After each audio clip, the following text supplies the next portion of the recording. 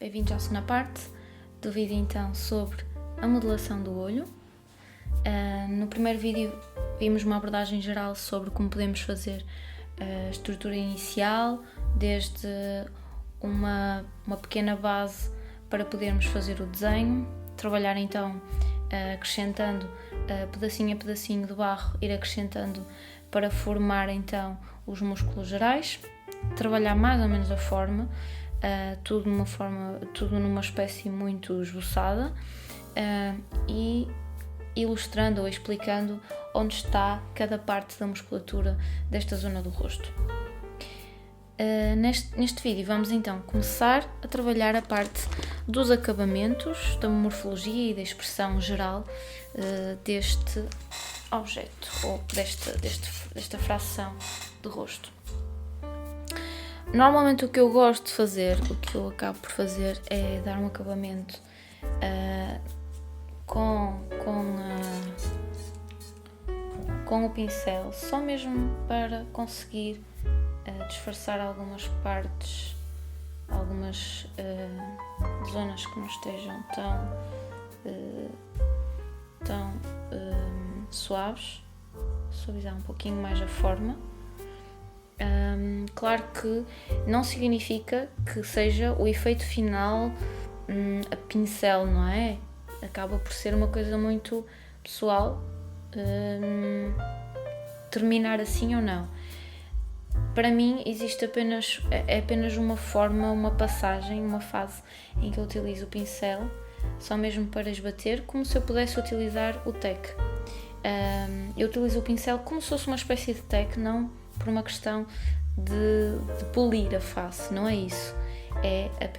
É mesmo trabalhando o pincel como se fosse um tack de modelação. Como por exemplo, há pessoas que utilizam esponjas para fazer alguns acabamentos ou até mesmo lixas, e eu gosto de utilizar o pincel para suavizar a forma, mas não significa que depois utilize para dar o acabamento final da textura. Por vezes fica bem, fica interessante, em outros tipos de trabalhos pode não ficar tão interessante este efeito tão lambido, tão polido, com a ideia do pincel. Principalmente quando existe bastantes zonas em que eu fui acrescentando barro a barro, pedacinho a pedacinho, existem grandes superfícies não niveladas, ou seja, existem vários montinhos de pequenas cotas em que eu queira nivelar. Posso utilizar o tack para fazer isso porque realmente é um material duro, não é? E pode ser bastante interessante para suavizar. Para isso o que eu faço é utilizar um tack, seja de metal, seja de plástico também, como este, ou até mesmo o de madeira, e com a minha mão, a mão direita, porque eu sou destra, quem é esquerdino provavelmente vai trabalhar da outra forma, não é? O oposto, e utilizo a minha mão esquerda apenas para ganhar um bocadinho de pressão. Uma pressão em que vai ser controlada, não é? Isto é tudo uma questão motora e de percepção cerebral. Eu vou continuar então aqui a acrescentar, por aqui, pedacinho a pedacinho.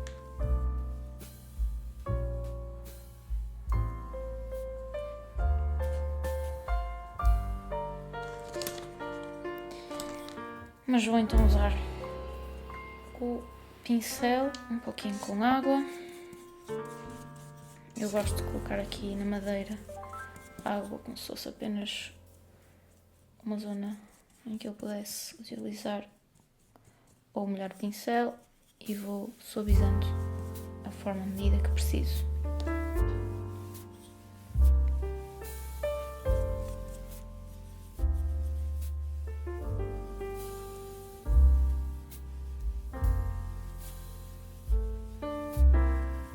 E vai então começando a dar um acabamento muito interessante à forma.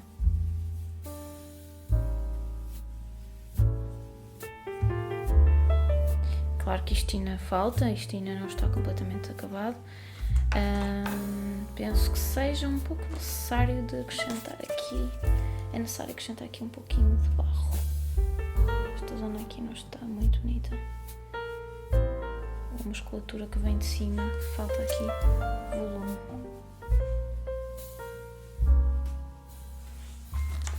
nada por além, mas realmente existe ali alguma falha de volume.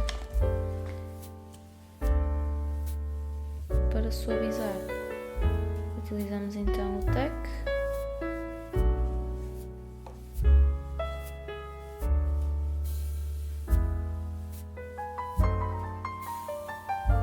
Ok, parece-me interessante. Vamos já dar ali o início da sobrancelha, porque soa-nos um pouco estranho, soa-me a mim um pouco estranho, se não existir ali algo. Fazer sobrancelha, pelo, cabelo, há pessoas que acabam por criar alguma textura com linhas. Eu gosto de sempre acrescentar e fazer algo deste género. Porquê? Porque apesar de ser fio, apesar de ser o fio de cabelo, o fio da sobrancelha, é volume, não é? Então nós temos volume nesta zona também, seja ela um volume bastante pequeno, seja um pouco maior, acaba por ser volume. Ou retiramos um pouquinho mais aqui, na zona da pálpebra, das pálpebras aqui em baixo, ou então acrescentamos volume para dar o formato da sobrancelha.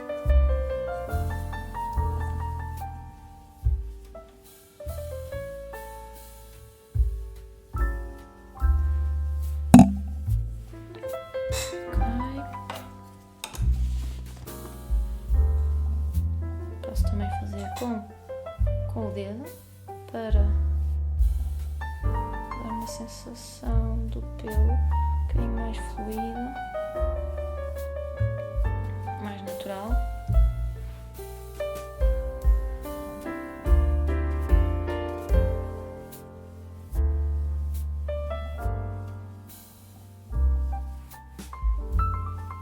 Normalmente o que é que acontece? Isto em termos mais do belo, não é? Do estético.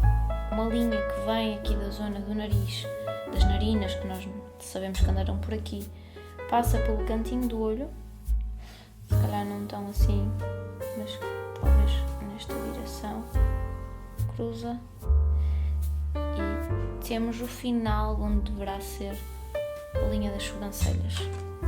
Claro que isto vai variar muito de pessoa para pessoa, claro. Há pessoas que têm uma sobrancelha mais comprida, mais grossa, mais fina, mas por uma questão do belo, deverá ser mais ou menos naquela zona. Aliás, normalmente as esteticistas acabam por tentar encontrar essa mesma linha e tentar desenhar ali a sobrancelha, caso exista pelo, não é? Mas tentam sempre procurar o final da linha que cruza desde a narina, passa ali no cantinho do olho e vai ali para cima.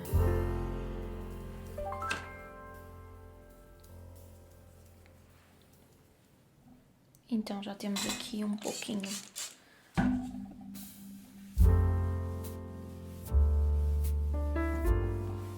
sobrancelha. Também podemos usar alguns tecs que não são muito finos para criar alguma expressão. Eu gosto assim um acabamento mais rebuscado, não tão polido. Há pessoas que fazem aquele efeito do pelo a pelo. Poderá ser interessante também, porque não?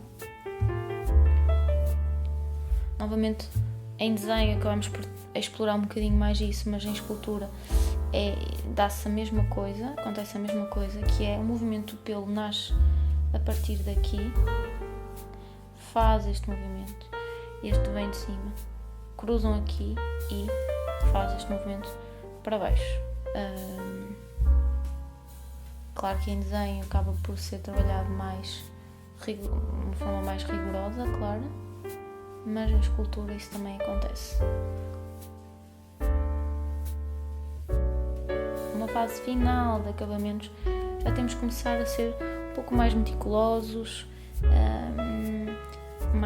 com muita mais calma, mais paciência, para aqueles que não têm tanta calma e paciência como eu para outras áreas. No caso do desenho e da escultura, nós temos que ter alguma paciência e desenvolvê-la.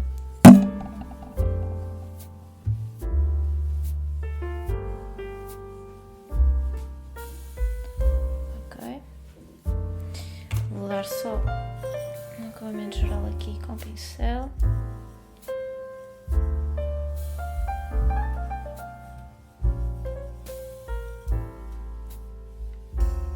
Tentamos sempre fazer a volumetria de dentro dos volumes para fora, de dentro para fora, ok? A mesma coisa para cima. Vai fazer com que haja mais um volume bem mais definido, bem mais realista.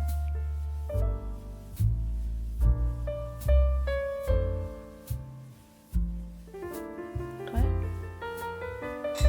E a mesma coisa aqui. Tudo o que é de volumes sempre de dentro para fora. Claro que nós conseguimos fazer este movimento assim. Poderá ser bem interessante também fazê-lo. Mas há coisas que nós temos mesmo que fazer aquele movimento de dentro para fora, principalmente quando estamos a trabalhar mais no realismo.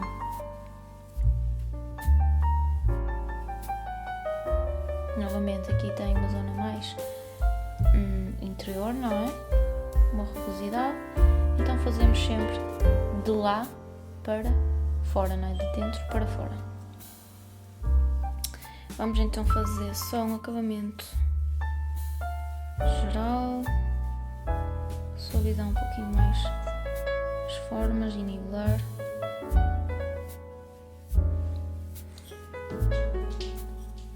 Vamos tentar unir esta pálpebra com a parte de baixo da face, ok? Criando uma espécie de ruga.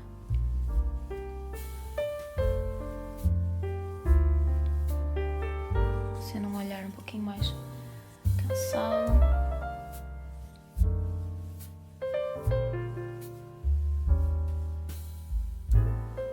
Tentar disfarçar linhas, porque em termos de volumetria,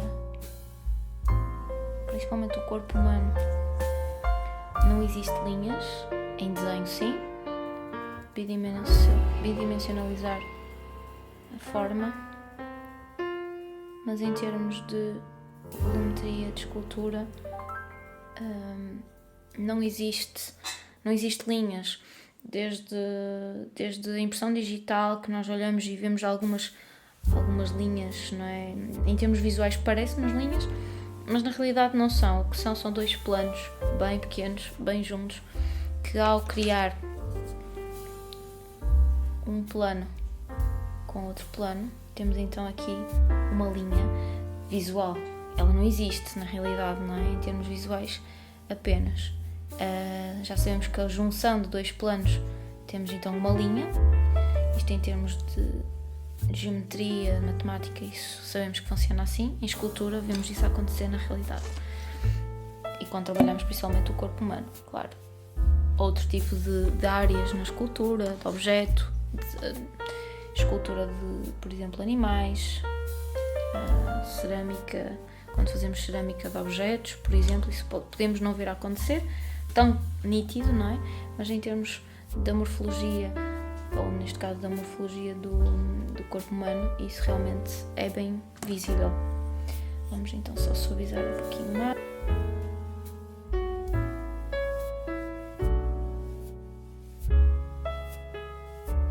Apesar da íris poder ser direcionada para o lado esquerdo ou para o lado direito, dependendo para onde é que a pessoa estará a olhar, não é? Apesar disso, a pupila, o tal buraco que nós temos nos olhos, muito idêntico à câmara fotográfica, funciona da mesma forma. O nosso sistema ocular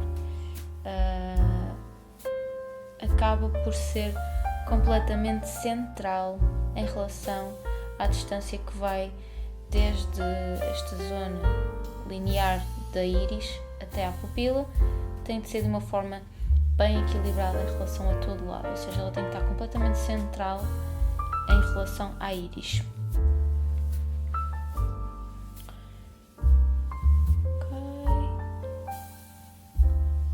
Fazer ali o acabamento final.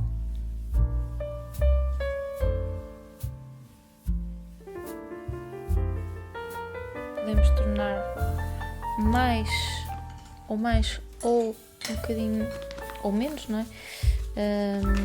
realista consoante o gosto, claro.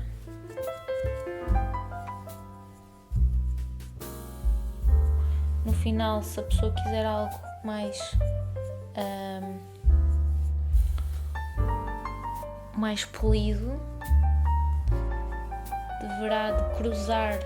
deve de cruzar as passagens do pincel, cruzando para um lado, cruzando para o outro, mas o barro tem que estar o mais seco possível. Não o mais seco possível, não convém estar muito seco, mas pelo menos a superfície já tem que ter alguma dureza, ou seja, não pode colar. Eu ponho a mão e ele não agarra. Quando isso acontecer, quando eu fizer isto e o digital não ficar ali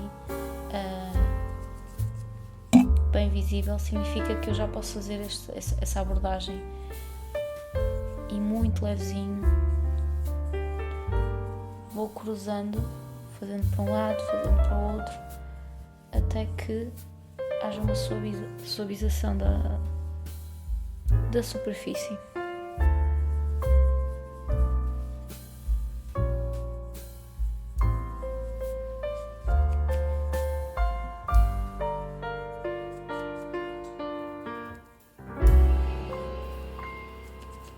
Se eventualmente o pincel não for muito suave, isso não acontece. Tem que ser mesmo muito suave para que isso possa acontecer.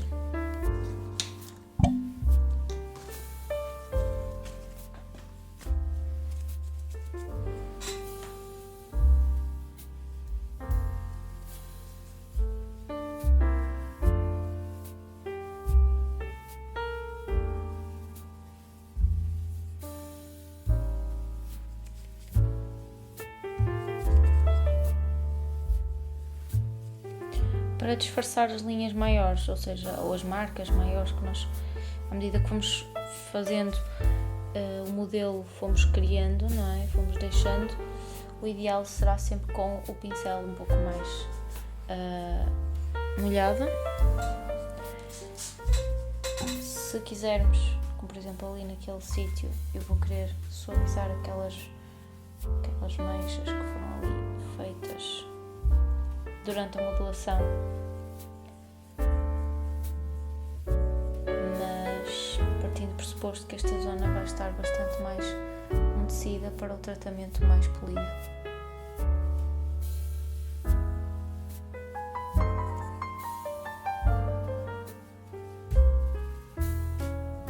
Terei que deixar secar um pouquinho mais para fazer então esse acabamento mais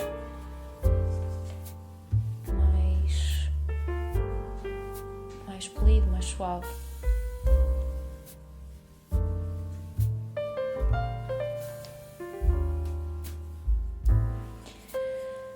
A meu ver, penso que falta aqui uma certa concavidade, dependendo também do olho, mas existe aqui uma curvatura normalmente assente neste olho que tem mais expressividade, bastantes rugas, por exemplo.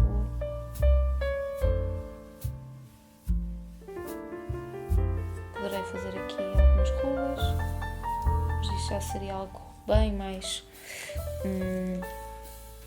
a longa data, ou seja, é possível fazer rugas, coisas bastante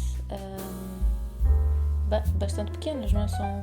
São rugas de expressão bastante pequeninas, não podem ser linhas, isso seria mais em desenho. Mesmo em desenho, a meu ver, penso que seja bem mais interessante trabalhar através da mancha e não da linha, para que não fique tão rígido.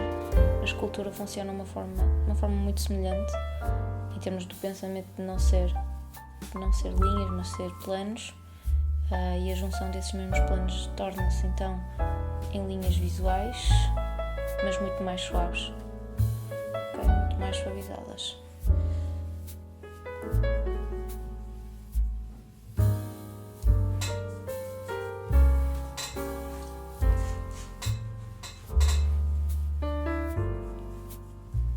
Estamos quase a acabar o nosso olho.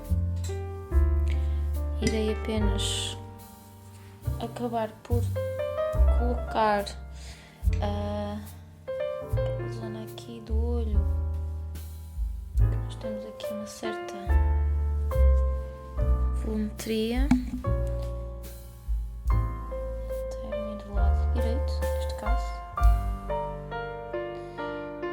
Ou melhor, do lado esquerdo.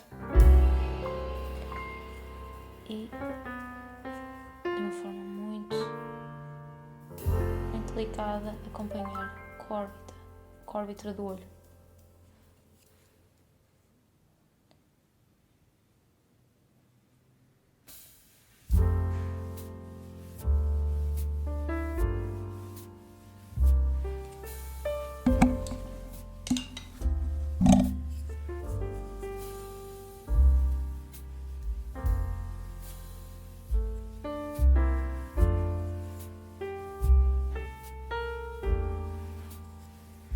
Falta-nos ainda de suavizar um pouquinho mais no interior do olho, que é o que nós agora acabamos de fazer.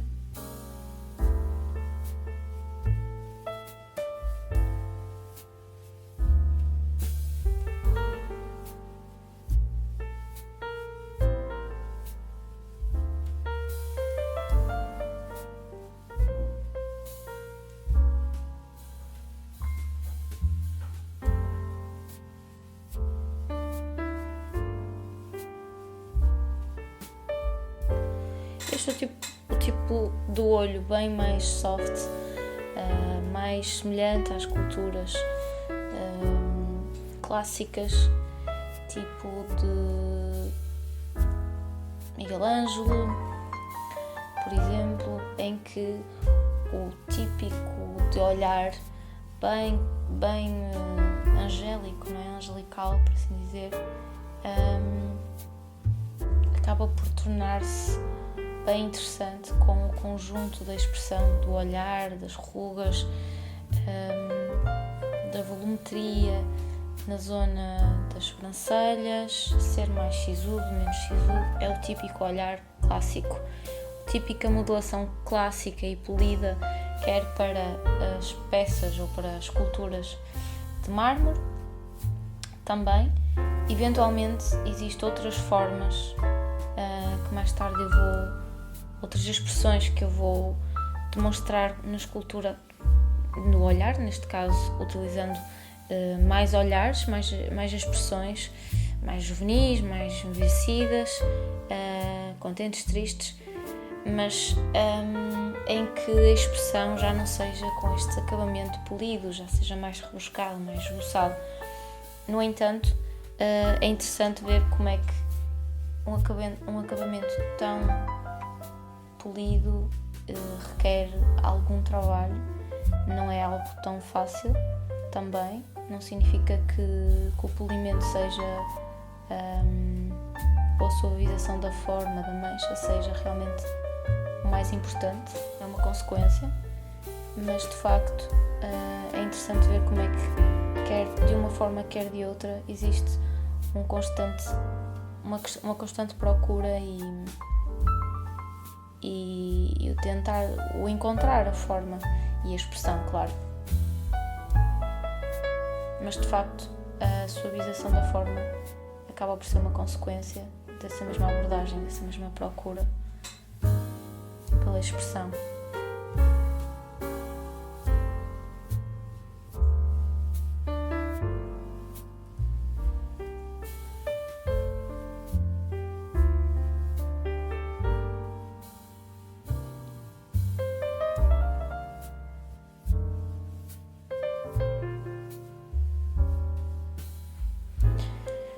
Uma forma muito interessante de dar um acabamento ainda mais polido, ainda mais semelhante ao rosto, claro. Por exemplo, temos algum tipo de trabalho específico em que a pessoa que nos contratou, que pediu para fazer aquele trabalho, quer um acabamento muito semelhante ao efeito do marmoreado, por exemplo, ou até mesmo de outro tipo de pedra polida. Existem formas que nós conseguimos suavizar ainda mais, só que temos que deixar secar um pouquinho mais a escultura, que é aquele tal processo de ir cruzando para um lado e para o outro, não utilizando o pincel ou a espátula, ou neste caso a trincha toda, mas apenas uma parte, praticamente esta zona final, em que nós muito levezinho vamos cruzando para um lado para o outro. Vamos fazendo um polimento.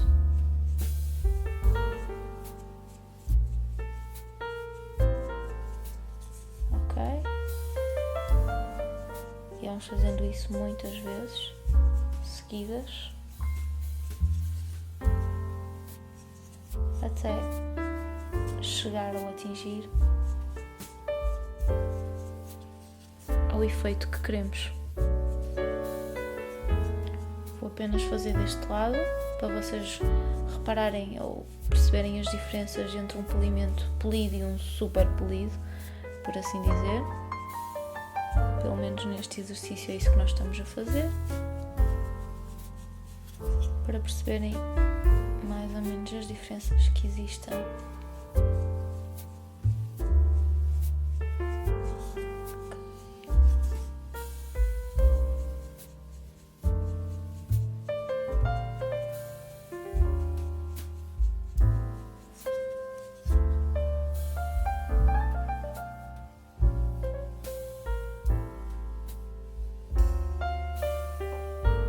Em alguns momentos o toque do dedo também pode funcionar bastante bem para suavizar.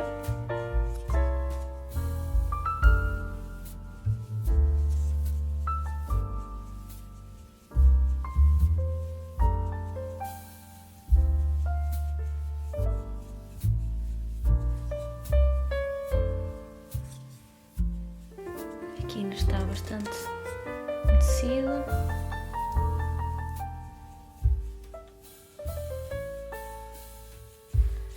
Mas já conseguem ver bem o brilho que vai sendo transmitido com estas passagens cruzadas.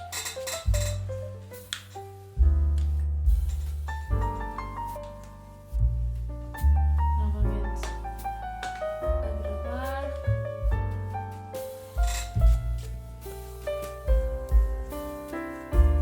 Um bom polimento.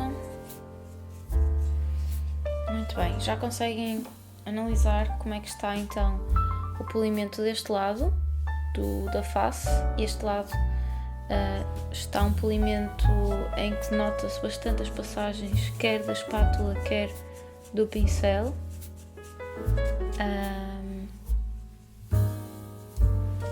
Ok, já dá para analisar bem como é que pode acontecer um polimento e um extra polido, não é? Um extra polimento. E ainda há possibilidades de trabalharmos com as esponjas, transmitindo ainda mais textura, até mesmo outras ferramentas que nós possamos utilizar. É possível criar texturas muito interessantes. Claro que numa área em que estamos a tentar procurar pelo realismo, não é? Pelo realismo, pelo olhar mais realista possível, então o polimento poderá ser uma técnica bastante interessante, principalmente quando existem, lá está, trabalhos muito específicos. Realmente pode ser bustos, altos relevos, medalhas, brasões. Há muita coisa que é possível fazer, ou até mesmo na área não da ilustração, mas até mesmo na área do 3D, na questão da criação de personagens. Quando estamos a trabalhar em terceira dimensão, não é? Da imagem que nós queremos transmitir, neste caso de um objeto, de uma escultura. Neste caso, por vezes temos que fazer um extrapolimento, e é possível fazer no barro, não só na plasticina, para fazer esse tipo de personagens, por exemplo, para stop motion.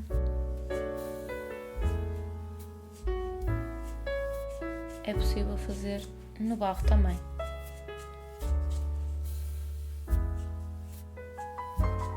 Para saberem mais informações sobre materiais, que tipos de barros existem,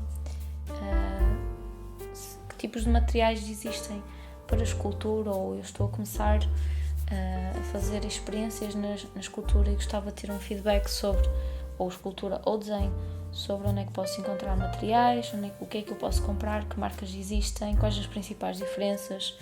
Na área do barro existem muitas argilas com diferentes tipos de chamote, argilas que são ou argilas ou barro que são de secagem ao ar livre, outras são de cozimento em fornos de cerâmica. Existem muitas diferenças. Se quiserem saber mais informações, estejam atentos a outros vídeos. Também podem sempre ver no meu podcast, em que eu vou, vez por outra, colocando alguns vídeos, em que eu vou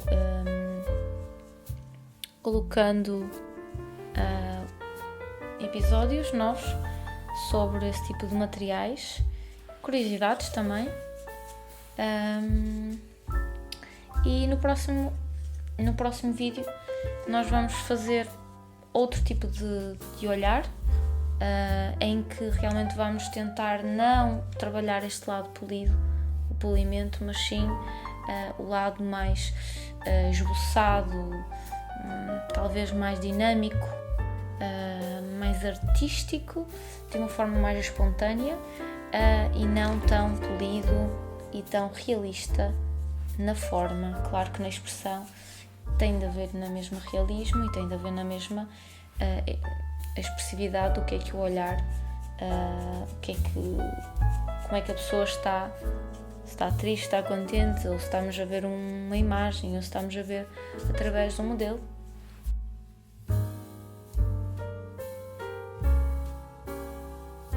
Uma coisa muito interessante que eu acabei por me esquecer foi o corte, não é? Como é que nós podemos tirar a peça de escultura da base. Então, para isso nós vamos utilizar esta ferramenta, que é o barrote. O barrote é esta ferramenta de metal com duas pegas de madeira, ok? Vamos esticar o fio e vamos puxar. O que é que vamos fazer? Vamos o mais pertinho da madeira possível com os 2 polegares. Vamos fazer isto.